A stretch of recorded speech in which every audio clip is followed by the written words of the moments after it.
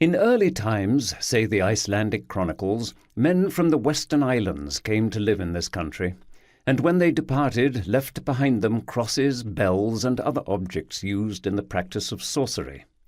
From Latin sources may be learned the names of those who sailed here from the western islands in the early days of the papacy. Their leader was Columcille the Irish, a sorcerer of wide repute. In those days there was great fertility of the soil in Iceland.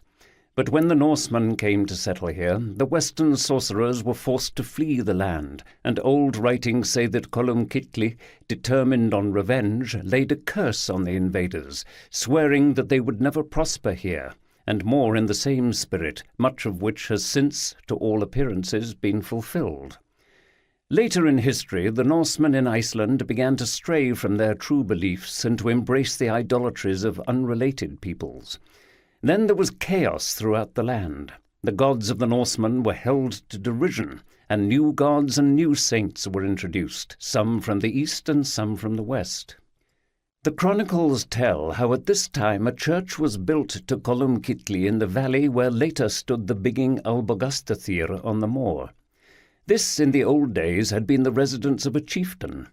Much information relating to this moorland valley was collected by Sheriff Jon Reykdalin of Röthsmýri after the bigging was last destroyed in the great spectral visitations of the year 1750. The sheriff himself both saw and heard the sundry unnatural happenings that took place there, as is shown in his well-known account of the Lavransdatter fiend. The ghost was heard chanting aloud in the bigging from mid-Thorri to well past Whitsuntide, when the folk fled. Twice he named his name in the sheriff's ear, but answered all other questions with odious Latin verses and shameless obscenities. Of the many stories that have been told of this lonely bigging in its moorland valley, the most remarkable is undoubtedly one which dates back to long before the days of Sheriff Jon, and it may not be out of place to recall it for the pleasure of such people as have not fared along the level stretches by the river, where the centuries lie side by side in unequally overgrown paths cut by the horses of the past, or of those who may wish to visit the old site on the hillock in the marshes as they make their way through the valley.